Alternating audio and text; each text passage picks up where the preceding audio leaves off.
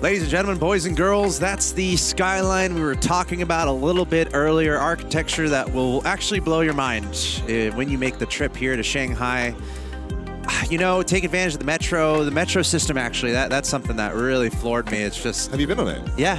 I haven't had a chance to go on the metro system. It's pretty simple, and it's pretty cheap.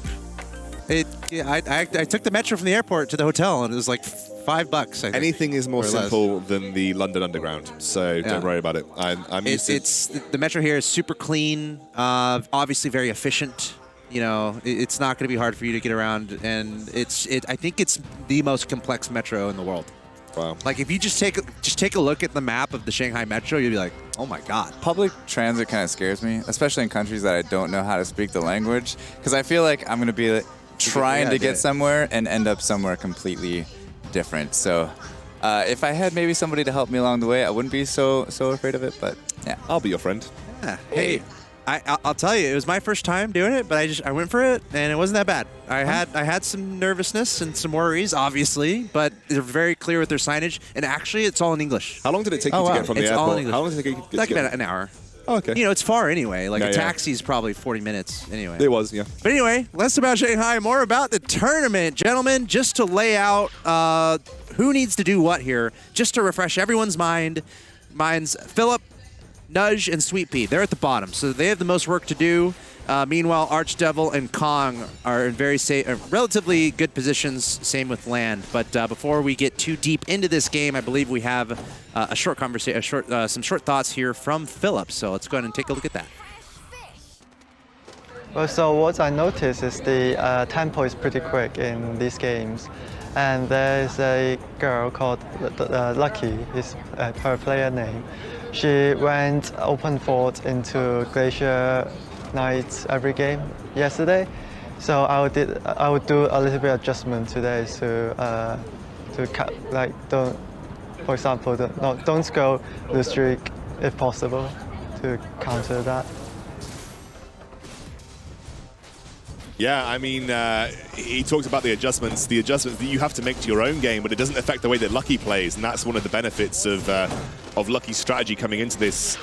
Philip, unfortunately, you can't always just not lose streak. That's not something that you can always avoid when playing auto chess, especially if you want to maintain and build a good economy early on. It is interesting to hear, though, that she is making an impact and giving people something to think about. Yeah, and already, let's see round 4 if she is going with that same strategy as it's been 5 for 5 so far for Lucky. If we can swap over to her board and absolutely the same again. Picks up the glaciers as she can through rounds 3, takes everything off the board, eats the HP, and moves on. Philip, again, knows that same thing is happening. No other player in the lobby matching that.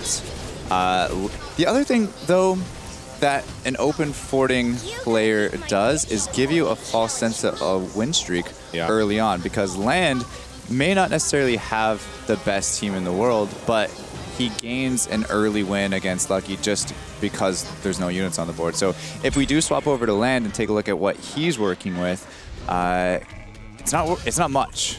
It's not much. He's got the warrior bonus in there so far. Picks up an early 2-star unicorn that he's actually going to put into play. However, he's probably going to start middling. Yeah, this is not a win streak composition right here. This is not going to do you too well unless you get that 2-star swordsman going early on here. I think one of the greatest strengths of players, especially when you're at this stage, is understanding your relative strength compared to the rest of the lobby. So instead of going off how you've done over the first 4 rounds to decide whether you're going to win streak or lose streak, I much prefer assessing your relative strength and saying, well, actually, I've got this. I expect to win versus this number of people. Therefore, I'm going to decide whether I want to win streak or lose streak. Because as you can see right here, Land's just about to get decimated by Sweet Pea.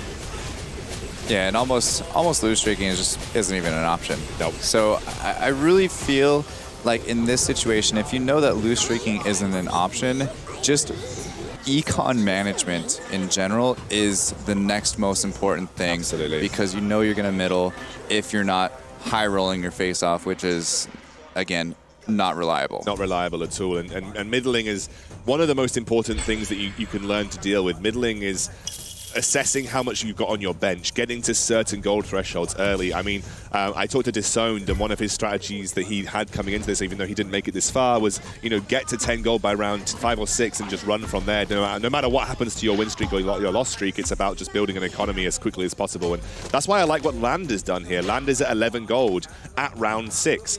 So he's already looking to just say economy versus this open forter is actually the most important thing for me in this lobby.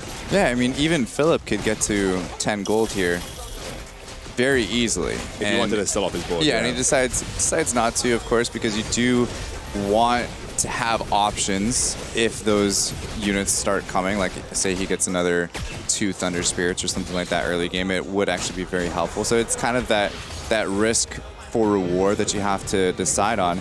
However, kind of going back to the fact or that note that you made about Disowned, I think one of the things that he said as well is to actually open fort round 4, get over 10 gold, and then buy units after that. So that way, you know, you have that 1 gold advantage over everybody to start, and you just kind of eat that round 4 damage. Yeah, I actually am a big fan of the controlled or a modified open fort strategy. I think it's a really good way to play the game because, again, as you can see with Lucky here, it puts everybody that's in your lobby in an awkward position. And because this isn't just your regular game of ranked, like if I did this in ranked, someone would just open fort randomly, right? Land is actually open forting.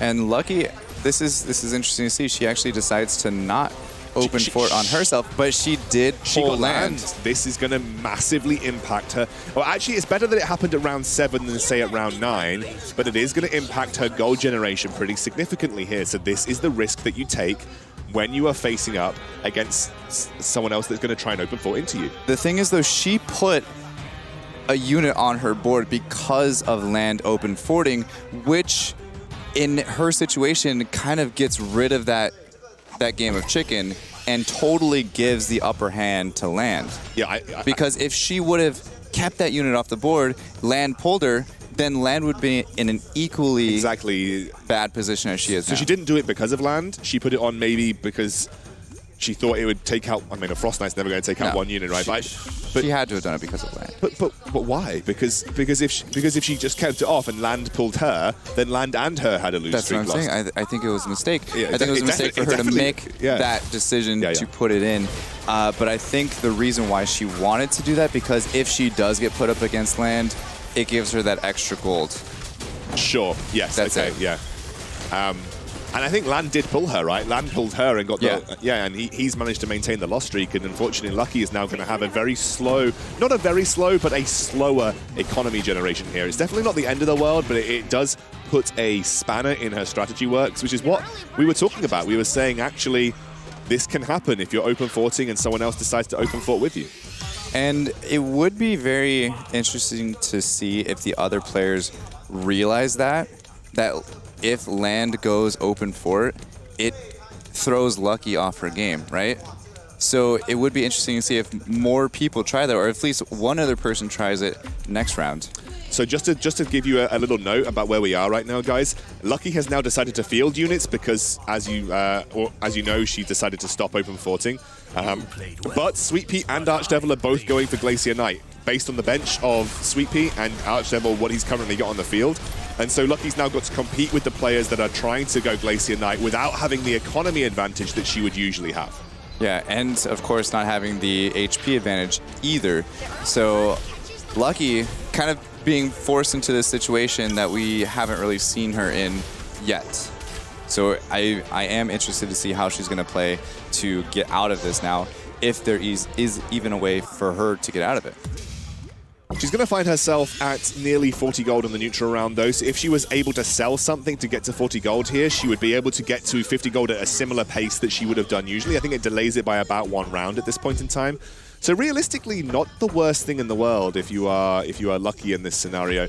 Nudge has gone back to the build that gave him success during the quarterfinals, or at least I think he's going towards Hunters, which is something that he had a lot of success with in the quarterfinals. And he's in a very strong spot for Hunters right now, I think, in this early mid-game. He's got a 2-star Skybreaker and a 2-star God of War, so I'm feeling pretty confident that Nudge is going to have a better game this time around. Yeah, and he definitely needs it, being at the lower end of the point values going into round 3 here, or game 3. He's got to get wins. Yeah. He has to get first place wins, and this is a build that has the potential to do it. However, if we look at land, going into something more of like the Feathered Hunter that we're seeing now, it's a little bit less of a for sure win. It does have a pair of 2-star Whisper Seers, but at the same time, it's not my favorite thing. I'm a little concerned about Nudge's economy once again. He is at 1 gold at round 11. Good point. And 84% HP, so he is... what's his streak looking like, actually? And do we think that he has the power to beat one of those 100%ers? He actually doesn't have a streak at all. I think he's in an okay spot because he's got the Hunters and he's got the really big front line and the God of War. I think he's in an okay spot in that sense, but he's going to end up losing this round, I think, to the 2-2-star Soul Breakers. Oh no, he'll be fine actually. He'll be just... No, he might not be actually. Oof. I was about to say he's fine, but he's not. That Skybreaker with the Goblin bonus right there, you can see the kind of the shining effect around him gives him that extra armor and HP regeneration from the Goblin bonus there, but looks like Kong taking some damage there to Archdevil. Psycho now, our 100%er. He's kind of on the edge as well, I think at rank 4 going into this game. So looking to punch his ticket into the finals, and... He's just got good stuff right now. He's just got what I would call good stuff. Like God of War 2. Good stuff. Yeah, just good stuff. He's got God of War 2. He's got a 2-star Lightblade, which is always good. 2-star Ripper, which is nice. I heard the guys previously talking about 2-star Ripper and not upgrading it. I'm on the other side of the fence. If I got a 2-star Ripper, even before round 15, I would totally take the upgrade because I'm only sacrificing 2 gold for what is a really tanky unit that deals a significant amount of damage in the early game. And actually, you can see it's a really good frontliner to have for Psycho right now. He's in a great spot. Yeah, he's in a good spot. I mean, Sweet Pea, another strong player in this lobby right now, very good rolls, and he took care of him just fine. Lucky at 42% HP, having just hit that gold threshold. I'd be interested to see where she is with her Glacier Knight build this time round, because again, this has been a harder lobby for her to get to grips with, and she's got almost 2 stars in terms of the Lightblade and the Hell Knight, but it's still not a particularly strong position heading into round 13 here. Maybe looking to continue her second lose streak over to that neutral round. Yeah, she's managing it very well, to be completely honest with you. Land, the other player that basically played a game of chicken and won, and only has 12% HP more. Again, it is round 13, so going into probably the next creep round at round 15, she's gonna want to start winning. She's gonna want to end that lose streak once again and start going right back into it. She kind of just restarted her lose streak after that matchup against Land, where Land is still taking damage as well. 44% HP. He's got to start thinking about switching things around as well. Has Archdevil got 2 Dragon Knights on the field right now?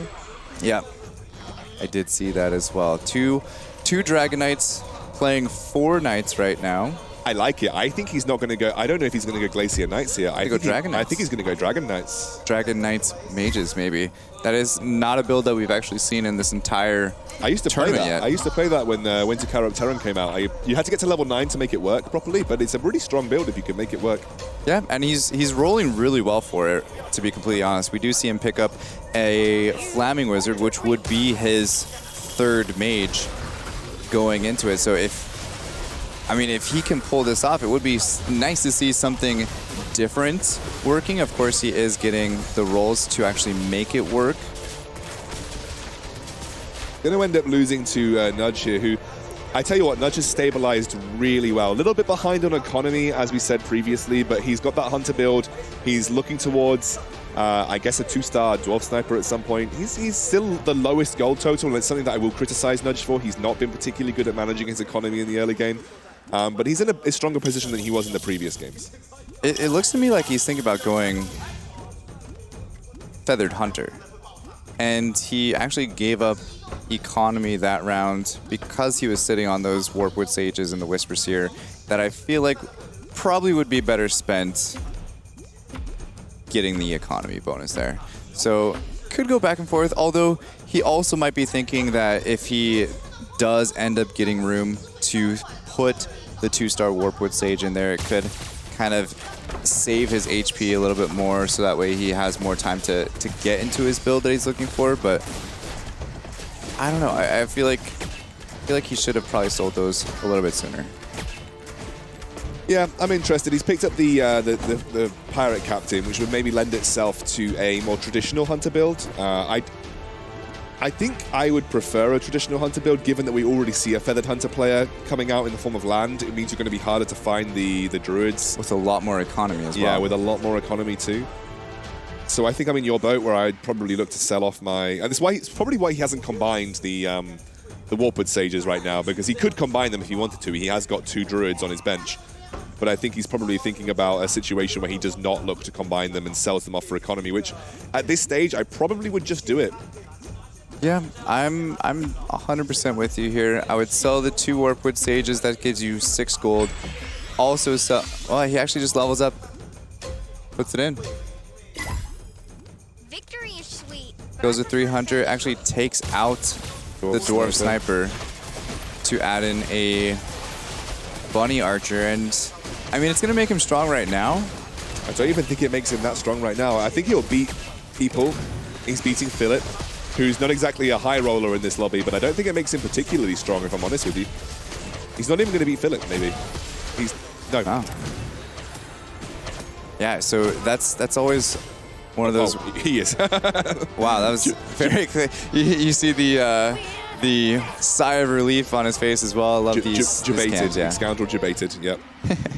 That was really close, though. It was very close, yeah. I think it might even been from someone else's Shining Archer, I don't know. Yeah, that was definitely something that he absolutely needed there. He's on a +3 win streak, and if he would have gone down there, leveled up, also put the Warpwood Sage in, so there... The problem is he's competing with this. Yeah. Land has already got 6 feathered on the board. He's got a 3-star Warpwood Sage and everything. Yeah, it's gonna be rough. 6 feathered, 3-star Warpwood Sage, 3-star Whisper Seer.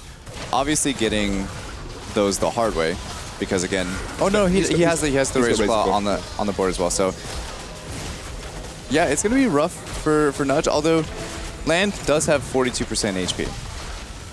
Looks like Archdevil did get his 2-star Dragonite, which round 17 is obviously super nice to have. Sure. Try to hit me. Actually, there's been an adjustment to the way that Lucky's had to play this game, and I'd be interested to go and have a look at her board, because she's rolled down much further and much earlier than we've ever seen her roll down before. And I believe that was to find the Lightblade Knight and the Hell Knight at level 2 to at least give her a fighting chance heading into the sort of the 20s rounds. But I really want to see where she compared to our other Glacier Knight players. I believe our Glacier Knight players are Sweet Pea, who is at a similar spot to her, although his economy is much better.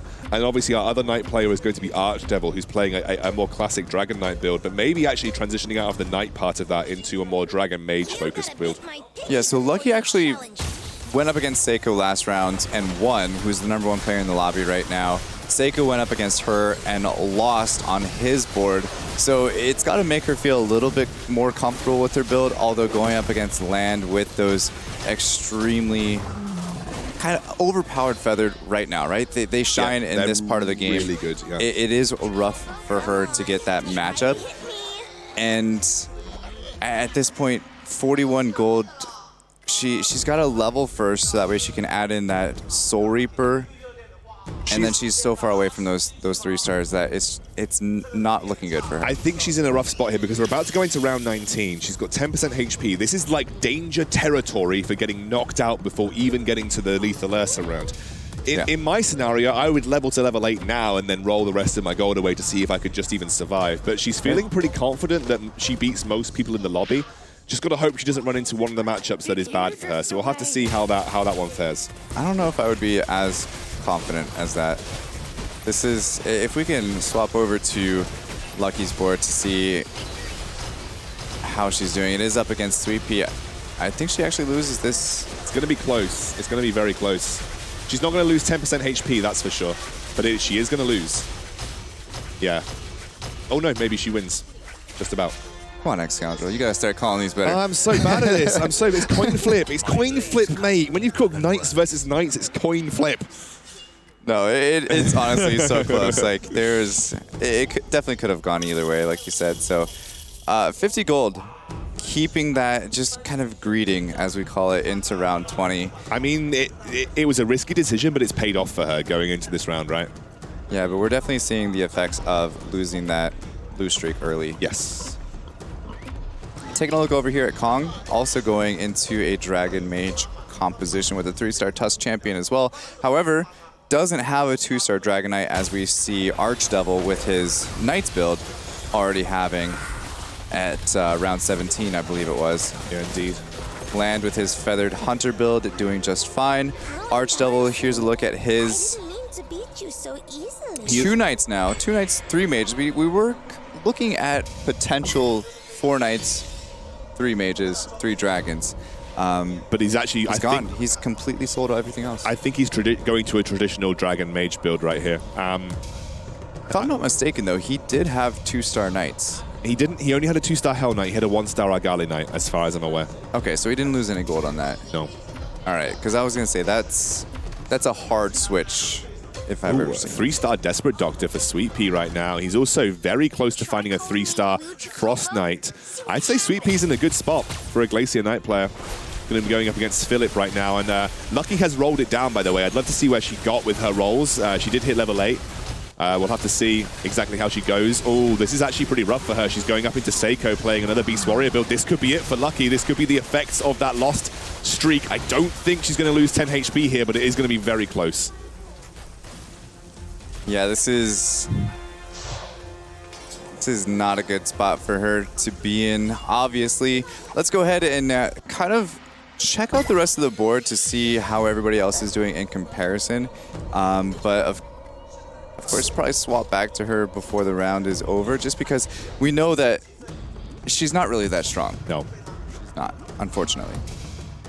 She's not strong, but I think Seiko's doing what Beast Warrior does best, which is kind of taking hold from the early game and really strangle holding the game out. And when you're a Glacier Knight player, before you get your 3 stars, you are very susceptible to losing to a Beast Warrior build, especially one that's got a Wormy Boy with Magic Crystals. And now she's going up against Kong here, where he has got a 3-star Tusk champion as the frontliner. I do think that I mean, I'm not even going to call it. It's actually pretty close. Yeah, I want to see you call it, though. I think she's going to win. Yeah, okay, she won. Okay. I called it quite late, though. I mean, you can't really give me credit there. I called it quite late. Very nicely done. We're getting an applause from the audience as well, by the way, that you got it right. And she's, again, keeping those other 3-star potential units on the bench as well. We saw 2 Desperate Doctors sitting on Lucky's bench. We saw 2 Frost Knights sitting on Lucky's bench as well. That she's so far away from getting those to 3-star, but she's actually pretty decently close to getting a 3-star Hell Knight. So giving up on certain things and saying that, okay, I need to hit this 3-star Hell Knight first. I'm really interested how you feel about I've seen this kind of formation quite a lot. It's like a forward corner formation. Obviously it's worse versus assassins, but we're not seeing any assassins play. I'm assuming they do it because they like to keep their formation in as tight formation as possible without having to have their melee units spread out as much. Yeah, that was it Kong's positioning? I believe it was. Yeah, I'm actually seeing quite a bit of interesting positioning setups for mages. Like we said, with the Tortola Elder not being cornered. This is that forward corner position, as you call it. Yeah, there's no assassins. It might just be trying to put focus onto. Well, it's not necessarily forward corners. Was it a different player? Maybe? A different player, maybe, actually. Was it with the Tortola Elder, right? That was... Who was the Tortola Elder player? Was it Philip or the Archdevil? I need to find out. Yeah, this one. Here you go.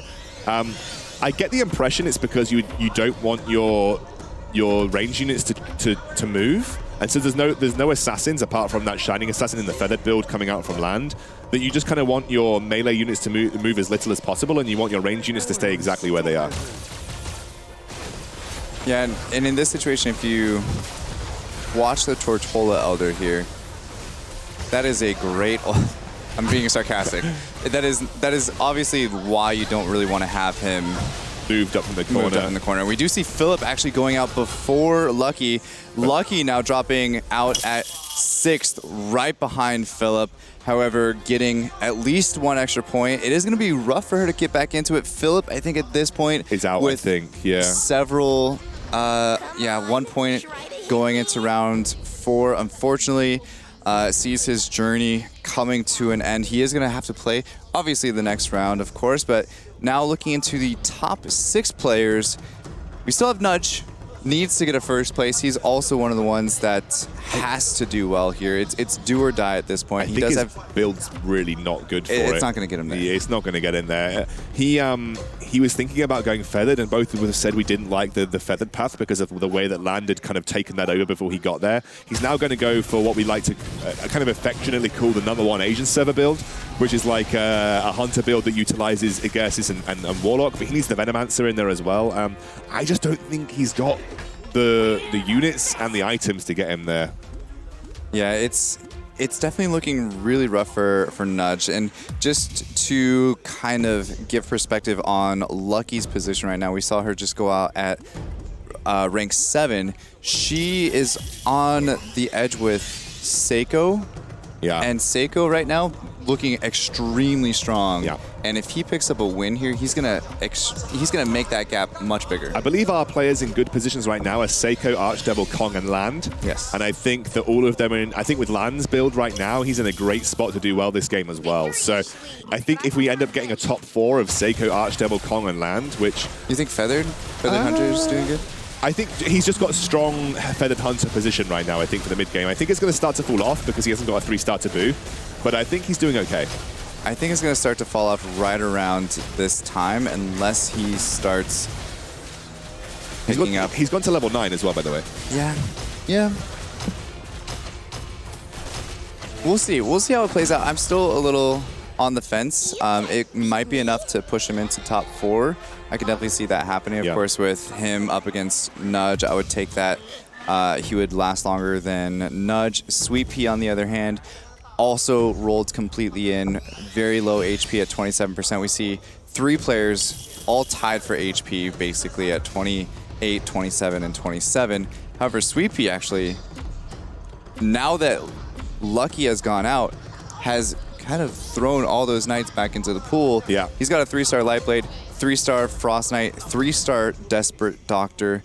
I almost said Despacito again, but almost a 3-star Hell Knight.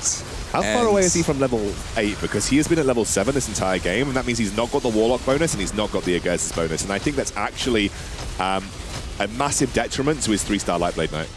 It is, but I could imagine that he's trying to roll for those final pieces that he's looking for. He's just 1 away from a Desperate Defector, sorry, and he's also 2 away from the Hell Knight. So it's kind of weighing out your odds.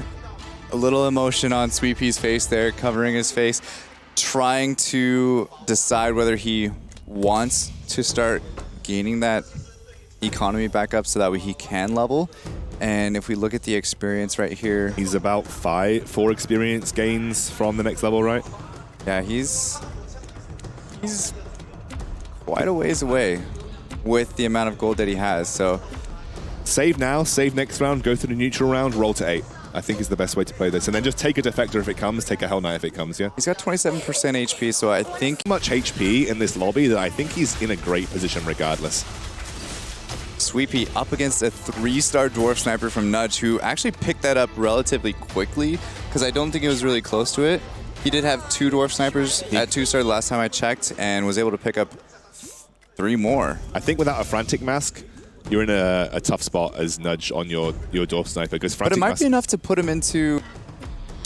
Yeah, Sweet Pea did just beat him by 2 last round, which would technically be enough to live a little bit longer. But yeah, it's gonna be close. Of course, Nudge and Sweet Pea are the ones that need to be getting first. Yes. So even the fact that they're in this situation right now, possibly going out 5th and 6th, even 4th in this situation wouldn't be good enough. No. And looking at their builds, they're not even scratching the surface of the power of Seiko or Archdevil or even Kong. We haven't seen his build for a bit. I would totally sell my Agersis Ranger that's got the Frantic Mask on for Nudge and give it to my Dwarf Sniper, and then just put anything in place of that random Agersis Ranger. So I don't. How would you do the same? For selling and putting the Frantic Mask onto Dwarf Sniper, looks like he's done it. Yeah, that's exactly what he did. Added in the Beast and the Warlock bonus with the addition of Poisonous Worm, and I think that's, yeah, I definitely, I mean, great call on that, obviously, and he agreed with it. It's almost like he can hear you, but he can't. I don't believe it's going to be enough. I think Nudge is going to. He's going to win here. It's fine. Yeah, yeah. Oh, land comes out. That's good for Lucky. That's really good for Lucky. Seiko, Kong, and Archdevil are those other three that are kind of fighting for the top 3 spots now. If Nudge gets second or third, he might find himself in a position where he could potentially, with a first place finish in the last round, get maybe 4th if he was. And obviously, it depends on other results, I think, at that point. But 3-star Dwarf Sniper, carry me, please, is basically the situation that Nudge is in at this point. Yeah, definitely. And making the decision to get rid of the Agersis Ranger, put the Frantic Mask onto Dwarf Sniper, I think actually won him that last round because he could have easily dropped a couple more percentage of HP. I also think he's going to be fine. I don't know here. I think he's getting bested. Out. He's out. Yeah. Oh, Nudge goes out just after Sweet Peas. He's going to get himself some points. I don't think it's going to be enough to get him into a qualifying position, even with a really good result in the next round, but we'll have to see. Yeah, it's going to be really close. I think there might actually be more of a battle than we're thinking. So with the positions right now, Seiko, Kong and Archdevil, that's the story of this round right now. Those two are playing extremely consistent, finishing top 3 every single game between the two of them. Kong, though, comes out. Yeah, 3rd place, though. Not a bad finish for him. Archdevil's out. I think Seiko has. No, he's not out. He's not out. Right? He's close to being out. I don't think the damage has. The damage. The damage already registered. Yes. Okay. But that was Archdevil versus Kong. Seiko did beat Archdevil on his board, so it's gonna be close. I think Archdevil does have a team that could beat Seiko. I think the positioning of it, though, is still a little weird that we've talked about in the past. He's switching things up a little bit here, which I think is better. This is better. I never get the source in the back right left corner or back right corner. Right? It strikes me as weird. I guess maybe there's some players that actually use source as a tank almost. I use source as an outside tank on my. I mean, look, I'm not saying it's right or wrong. I'm just saying, for me, it strikes me as a bit odd. Yeah. Because I prefer to give my Tortollerello the best chance of finding a good angle. Yeah, so he is going to drop a little bit of HP here. Nothing too crazy. We are getting into a creep round, and he does have Dark Spirit on his bench. And I think that is actually a really good unit against, obviously, warriors. And they have not only basic melee attacks, but they have... that HP is just going to get shredded. The Berserker's got double Frantic Mask, and I can never remember the name of that item, Shadow Edge. It's the evasion and attack speed and a little bit of attack damage one. It's not a bad item to have. And he's also got a 2-star Ghost Prophet, which actually helps versus mages more than you think, because it's basically board-wide AoE, and that is something that mages do struggle to deal with. Yeah, it's almost like Helicopter. Yeah. Right? Just putting down that huge AoE.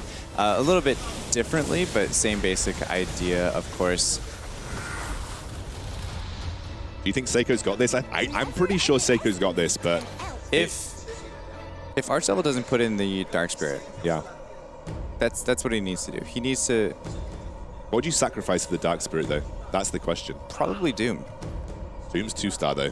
Doom's 2-star, maybe even Storm Shaman. I would maybe one get of rid those of Storm Shaman, yeah. But then you also have the Siren to contend with, right? And Storm Shaman is maybe giving you an edge versus the Siren.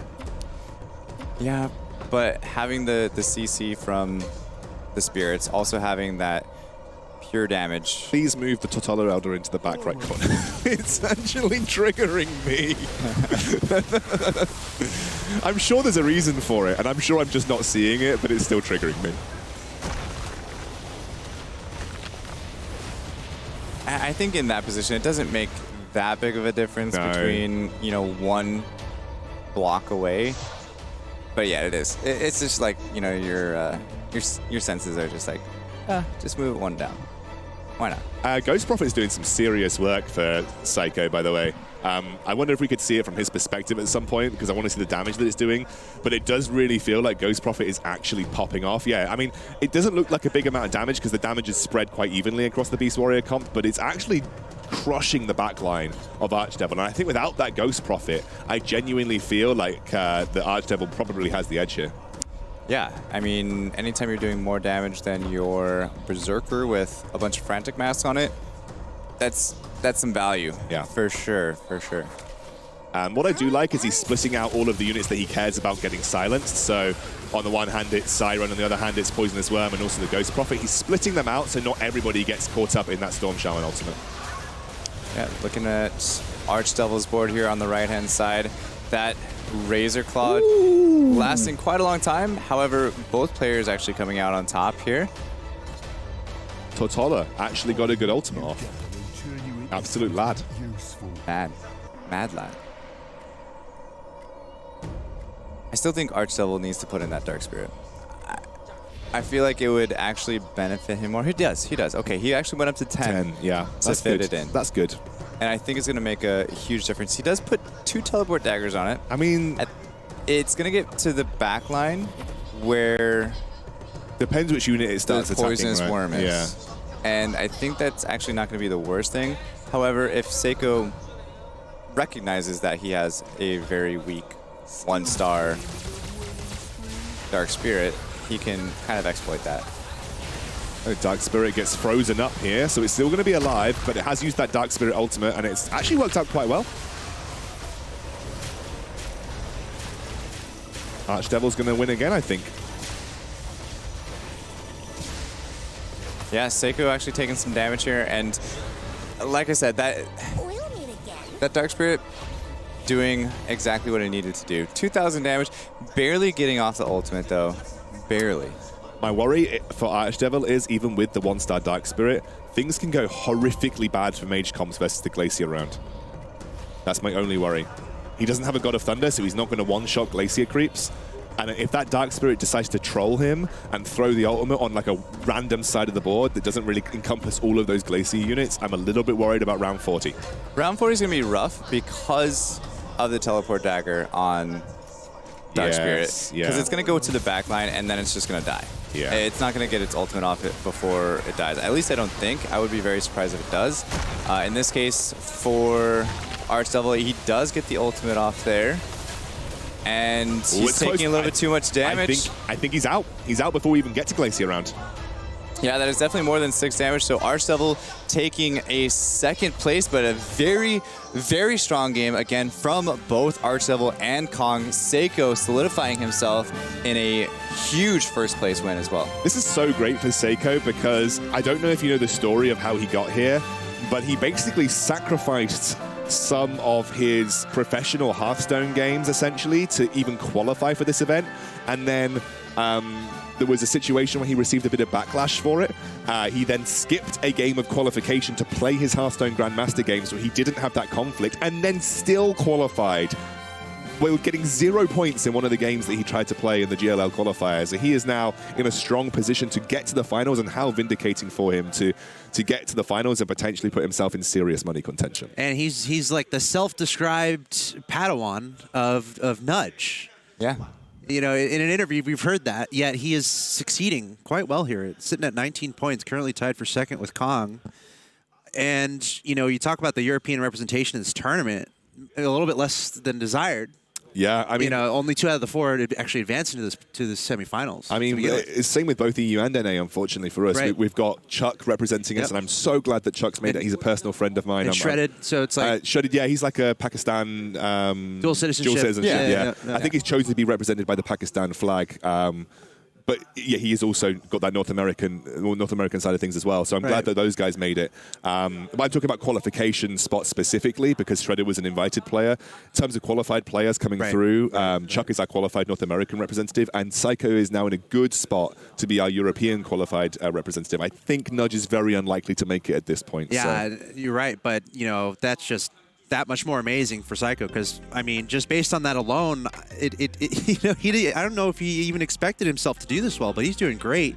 Almost guaranteeing himself into the next round as we see the match results here. And of course, the couple other players who are just on top of the world right now, Archdevil and Kong. Just spectacular play. The definition of consistency. Both of these players always in the top 3. How do you guys explain this? I mean, they're choosing specific builds based on what they're given and running with it. They're not just kind of playing one build. They're not. They're being creative and actually making things happen. So Archdevil and Kong definitely deserve to be where they're at right now. Ooh. And as we can see here, Archdevil. These are the overall standings here through 3 out of 4. So we can see 3 players more or less separating themselves from the pack. Archdevil, Psycho, and Kong. Land is not too far away. Philip at the very bottom, and unfortunately for him, not many chances. So it's actually wide open actually right now. Mathematically, Archdevil's through 100%. Seiko, either one of Seiko or Kong are through 100%, but I think it's very likely that Seiko and Kong have basically solidified the top 3 spots alongside them.